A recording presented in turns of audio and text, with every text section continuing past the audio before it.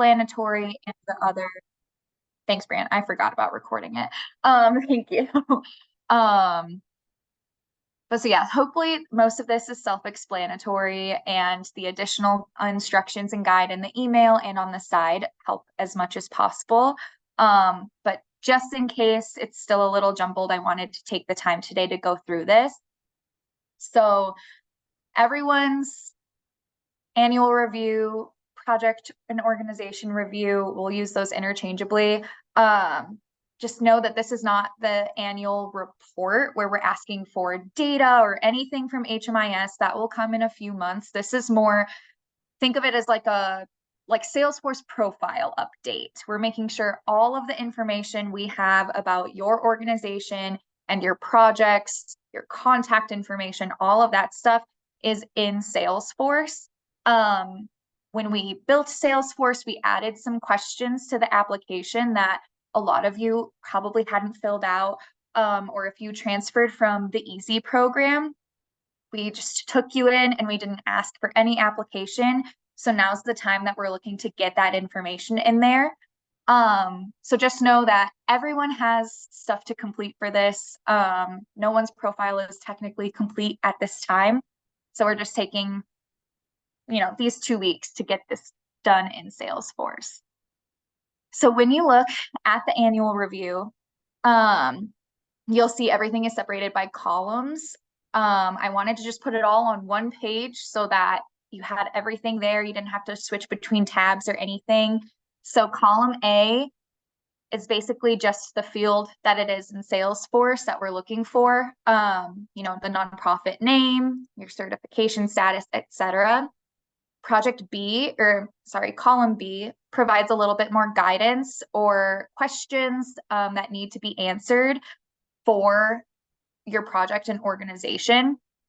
Some of them I wanted to just explain, this project will probably mean nothing to you. That's just your project number in Salesforce.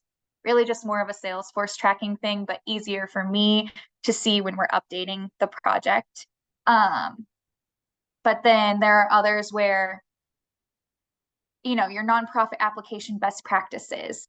What kind of questions do you need to answer that question? So what best practices does your organization implement when working with folks experiencing homelessness? Just some additional guidance to get this completed. And then project C and on, some folks have just one project, some folks have 5. And so C and later will all be specific to a project. You'll notice that this project number is different in every column if you have multiple projects.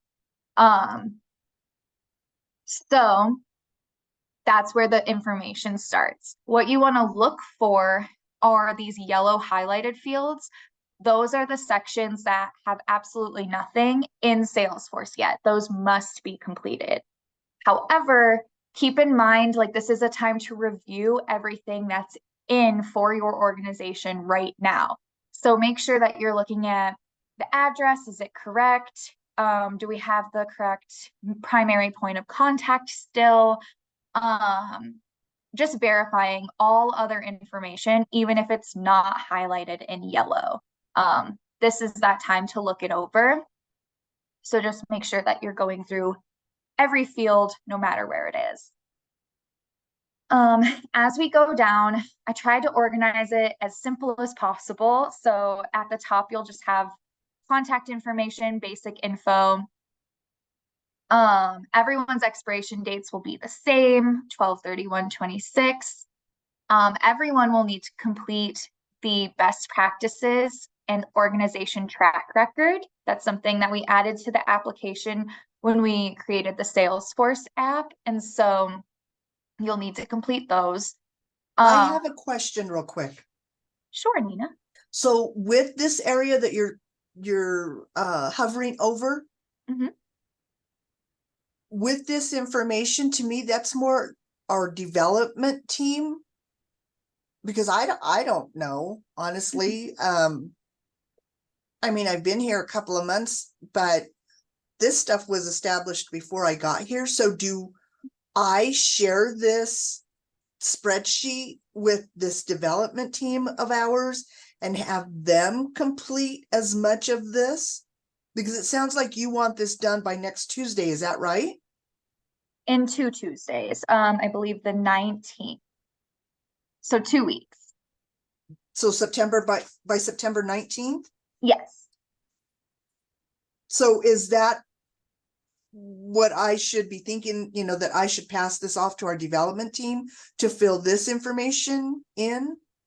Yeah, if you do not have the answers for all of these questions, definitely work with some other staff members at your organization who may have the answers. Just because everyone kind of structures and puts HCTC on a different staff person at their organization. So if it's the development team to work with, then yes, that's what I would recommend. You can either share the spreadsheet with them, you can just ask them these specific questions, whatever works best for you internally. That's what I would recommend. Thank you, Sydney. No problem.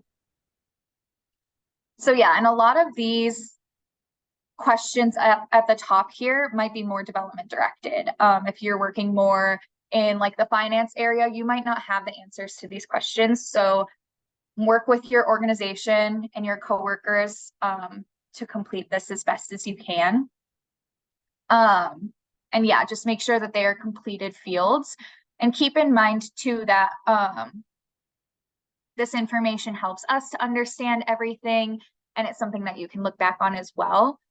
If you see, let's say in performance tracking in this line 18 here, when I completed my application and I was asked, explain the organization's tracking and reporting capacity that evidences that donations are being applied to a capital campaign and operational service. All I put was HMIS. Maybe this is one of those times where I'm going to dig a little deeper in here and put extra information like these are, or this is how we track performance XYZ. You can add things as much as you possibly want to provide more details to us. Concise, but detailed. So keep that in mind.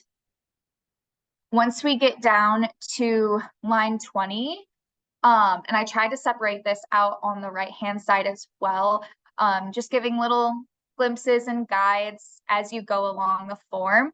So keep that in mind. These are all also on the email instructions as well. But if you're anything like me and you're a visual person and you want just everything on one screen, that's what this is for. So all acknowledgements have to be acknowledged and confirmed. So normally all of these would just be like a checkbox in an application. But since we are doing this in an Excel form, make sure that if anything is missing, if it does not say yes on anything that says acknowledgement or attestation, make sure that you're typing yes for those.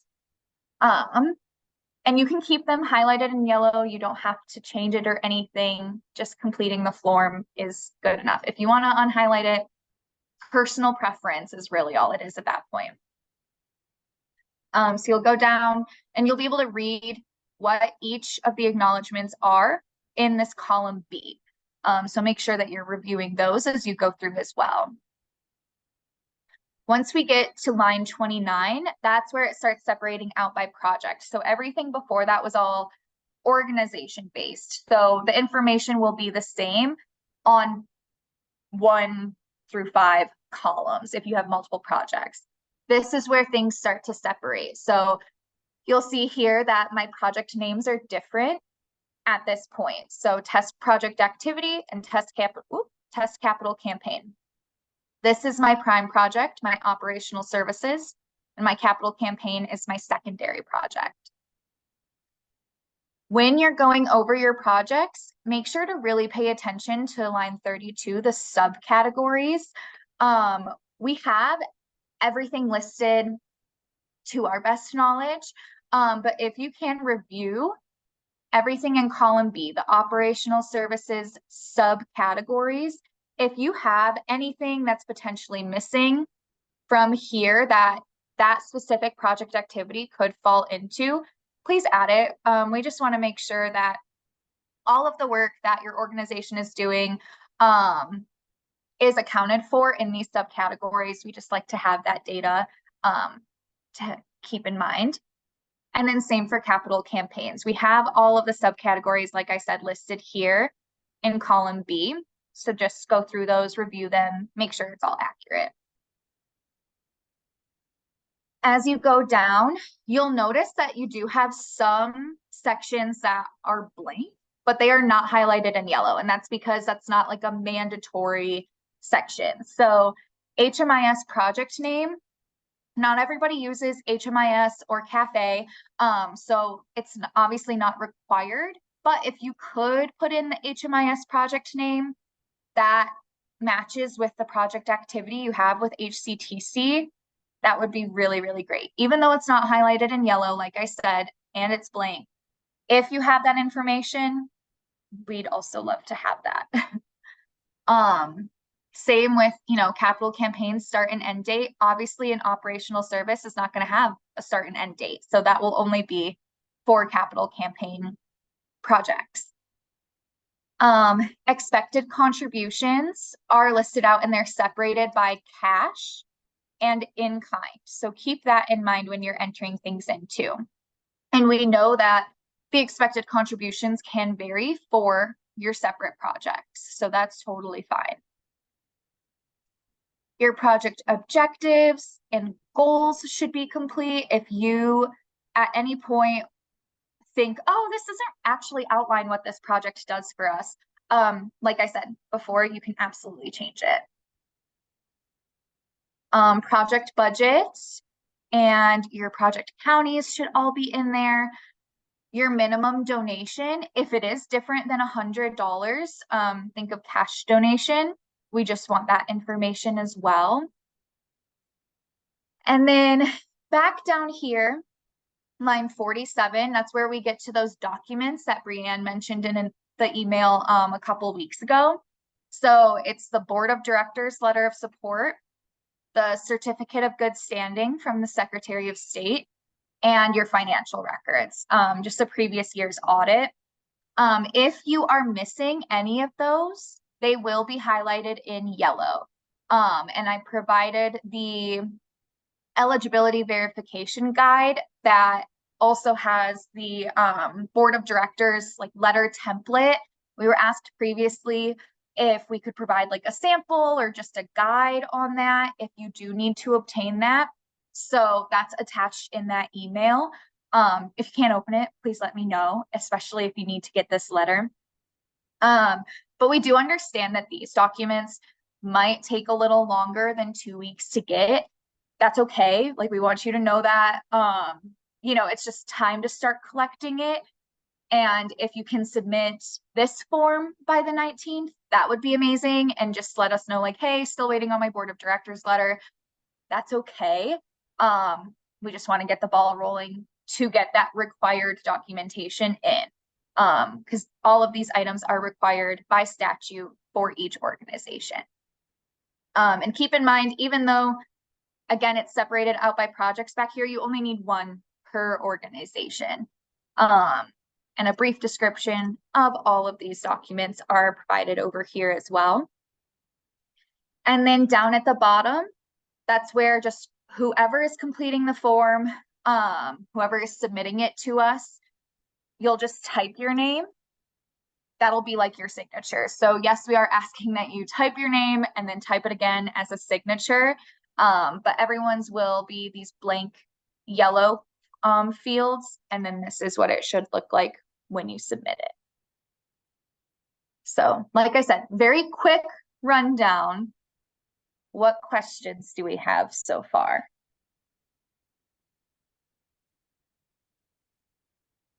If any. I do. Go ahead, Nina. I was kind of late in starting. Is that what you guys were talking about this morning when I entered? You guys were talking about when your email came out. I got in there right away. I didn't open up the spreadsheet, but it terminated me right away.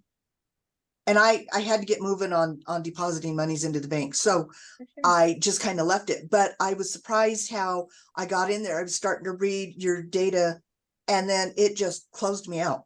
Like I was too slow or something. So is that what you guys were talking about? Yeah, so I know that our encryption method causes some trouble sometimes. So I was trying not to send it encrypted, but what might have happened is how our system works is if it detects any kind of potential PII, it will automatically encrypt the email. So that is probably what happened. I'll try to talk to our IT or potentially send it from like my account instead of the shared account. Maybe that will change things. But we might just have to play around with it because this is something Brianne and I just learned this morning that happens. Or So potentially we could send it as a Google Sheet instead. Like use it as a sharing method. We'll find some solution Yeah. for but we're everyone not supposed to go access. right back in there and try and get in there, or will it lock us out if we do? I don't know. I don't have that answer because um being the sender, like Brianne and I don't have to log in to the encryption, if that makes sense. So unfortunately we don't have like personal experience with those issues. So here's my next question. If I forward this to our development team, are they going to be able to open it since it was sent to me, not them? I believe it should be. We can also try if you want to send me the emails that need to be included in there. We can try to send it to all of you. But again, I'm gonna try to send it to you non-encrypted somehow. It just might take a little bit for me to figure out how to do that or get with IT to make sure that the encryption doesn't happen. Okay. Thank you. Yeah, sorry about that. All right, Rachel, I saw you had your hand up next. Yeah, I have a couple questions for you. So can you kind of give a general idea of how much information you're looking for in the more narrative type questions? Like the project goals and objectives, what was the other one I was looking at? One closer to the top. Yeah, just kind of like, Yeah. as an Excel spreadsheet, I'm thinking it's kind of minimal, but Mhm. yeah, Yeah. you just give So some information. think of like brief description, one paragraph kind of thing. So your project goals and objectives will be available on our website in the like list of eligible projects and organizations for taxpayers to come and kind of see what's going on. So think of it as like not an elevator pitch, but just like one paragraph, 3 to 4 sentences max. You know, if you can get it done in 1 to 2, if that's your writing style, that is totally fine. But it doesn't need to be, an essay of your project's objectives and goals and all the amazing things that your organizations are doing. Just brief description. Okay. Yeah. All right. And is there any problem? Like we have multiple projects. All of our shelters, while they're, different at each location, they generally provide the same type of service. Is there any problem with just kind of putting the same for them all? No, if you think that gets the point across and that meets what's being asked, then absolutely, that's up to you. And Okay. that would totally work. Yeah. All right. And then this last question is probably more specific to our organization. Our capital campaign project under the enterprise zone was actually scheduled to end on December 31st of 2022, but it was rolled over into the HCTC. We really don't expect any more activity on it. So do you still need this information for that if we just expect to kind of let that one go? I don't think we'll even be submitting anything for it this year. Brianne, I'm gonna push that one to you. What are your thoughts? Yeah, I think on the spreadsheet it has the end date there. So if you note the end date, just so that we know to go ahead and make that project inactive, Mhm. that's really helpful for us to, be able to update that.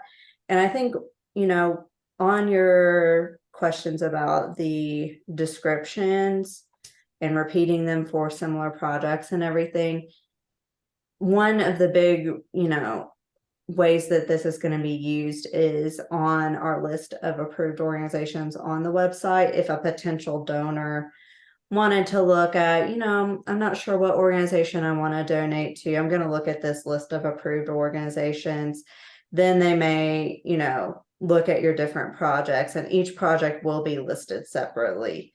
So, that's really partially up to your organization. But like Sydney said, as long as it's, a brief description, but detailed enough so that someone knows the impact of what, of your work, I think that's important as well. Okay, thank you, that does help. Just to clarify on the capital campaign, if I do look back and say, okay, we're going to have no gifts this year, we expect, like, obviously no gifts next year, could I just put the end date as 12/31/22 and not put any information for you? Like any of the other highlighted fields, don't fill them out, or do you still want that?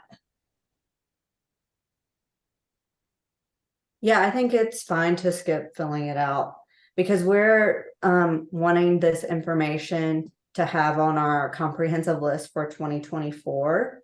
Okay. And so, if your capital campaign's ending this year or has already ended, I think that's fine to leave those fields blank. Okay, thank you. All right, Stacy, I see your hand up as well. Yes, hi, good morning. Okay, I have a few questions. So line 17 and 18 of the document, Mhm. it sort of seems like the descriptor, Mhm.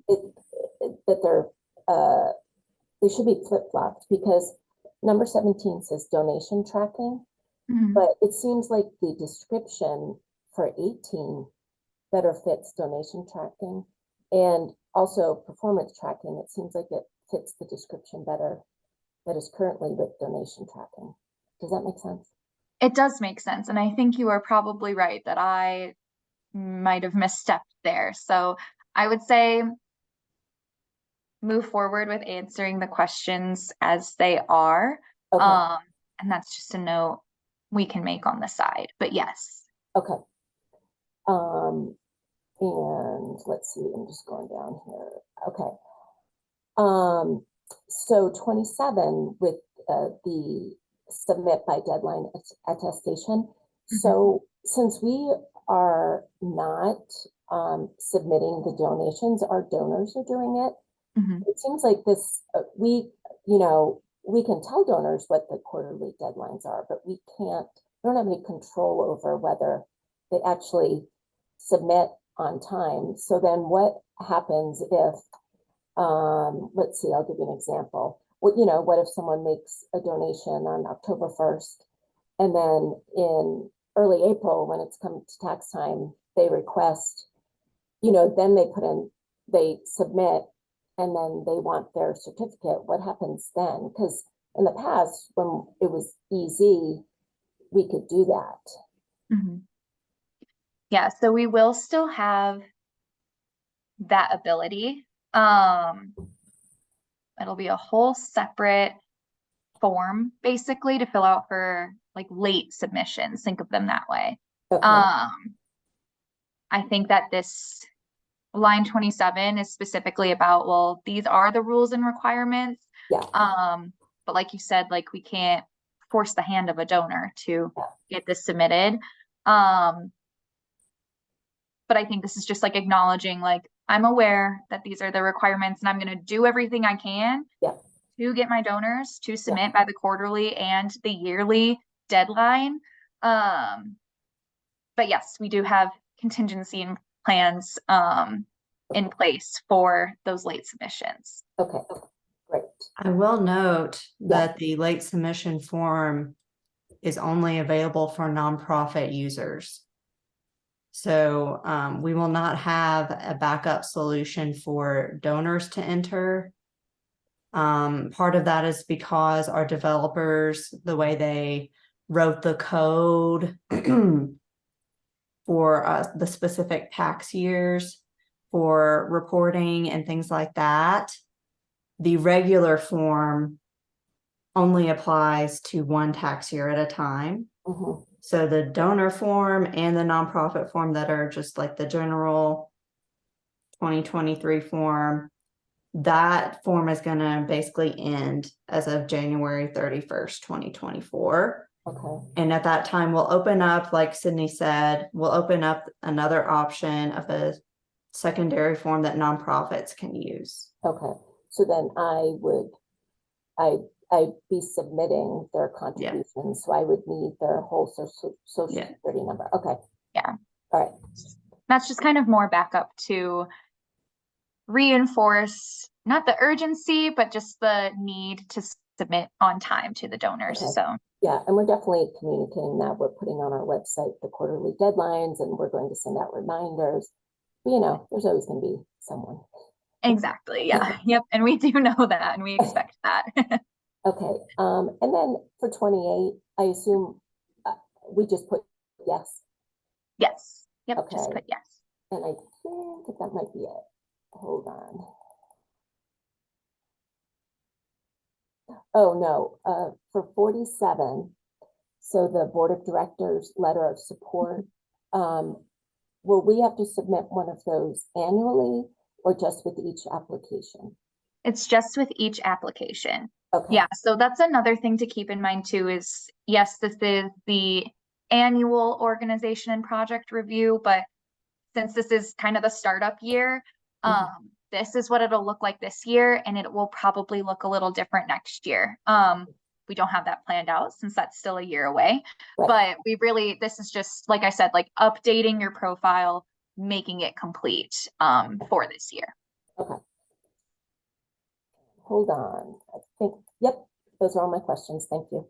Awesome. No problem. Does anybody else have any questions about this? Sydney, Laura has a question in the chat. Yeah. Says there are one or two fields in which the existing text on our spreadsheet should be updated. Will that be okay? Is there anything special I should do regarding those changes so it updates into our account properly? So are you saying that there should have been information on the spreadsheet that wasn't, or? There's one of the fields that doesn't to me seem like we're answering the question well or properly. Okay, And I thought that we should probably make it better or for more sure. accurate. So if I replace the existing text with something else, and then that's part of what gets sent back to you, will that be okay? Absolutely. Yes, please do. Like I said, like that's why you're reviewing each field to make it just how you want it. So we'll make sure we're copying everything that's in here back into your profile so that it's just how you send it back to us. Great. I had one other question actually, and I know that this is going to be something that goes to our development team because they write all of our major grant proposals. This row 15, what best practices does your organization implement when working with individuals, blah, blah, blah, blah, blah. So really, you're just looking for how we describe the work that we're doing when we're talking about our best practices. You're not looking for any sort of language like, you know, HMIS, we use cafe, you know, so it's nothing like that, right? No, not like when you're grant writing and you want to use those like trigger words or phrases. No, it's nothing like that. Like filling this out is not going to affect your eligibility at all or any kind of your participation in HCTC. Yeah, it's really just getting to know your organization, your projects, how you all are working, and having that data to help support the HCTC program in general. Great. as long as we put $100 as the basic, or as the minimum, that's really all that's required, right? I mean, okay. Yep. And then the expected contributions for cash and in kind. I mean, we're just making it up. We don't know how many people are going to contribute, right? So it's not like if we guess wrong, it'll be a problem. Nope, no problem at all. It's just kind of seeing like what we might potentially receive for giving tax credits. Cool. Yes.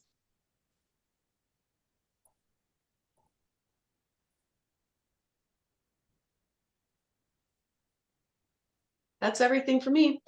Awesome. Thanks, Laura, for your questions. We did have a question that I'll read aloud for the recording that Elizabeth asked. For any new projects that are added in the future, do those need to be added to the spreadsheet? And the answer would be no. You can just submit a project form on Salesforce and it includes all the required questions on that. So like Sydney already said, this spreadsheet is just our first year getting everybody up to date. And we won't be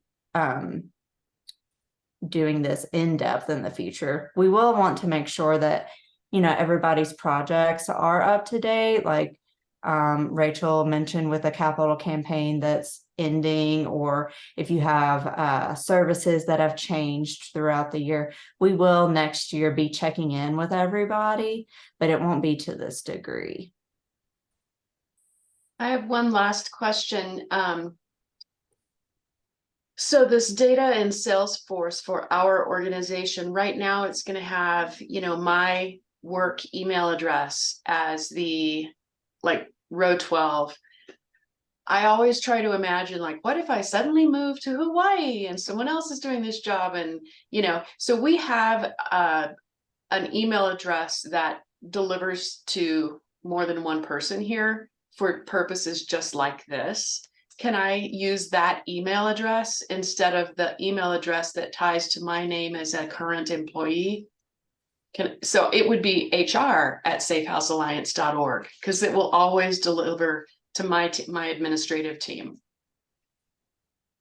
So the tricky part with Salesforce is that we do need to create a contact record. So there needs to be like a name assigned with any general shared email that comes in. If you would like to change it to that shared account and just put maybe your name or whoever, then Yeah, we that'll can work. do I mean, that. it can be my name. I just want Mhm. it to be an email address that's going to work 10 years from now. Yes, absolutely. Okay, cool. Thank you. Yeah. All right, and Stacy, I see your hand up again. Oh, yeah. Oh, yeah. Getting back to number 27. So Mhm. I just have to put yes there. Like, yes, I understand this and I'm making, to make our best Yes. effort. Okay. Yes. Yep. Like, yep, we agree. We know these are the rules. Okay. We know that there's also backup plans, Yeah. kind of thing. Okay. Thank you.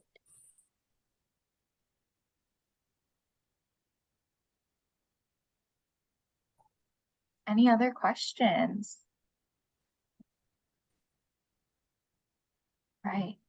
I'll go ahead and stop sharing my screen now then.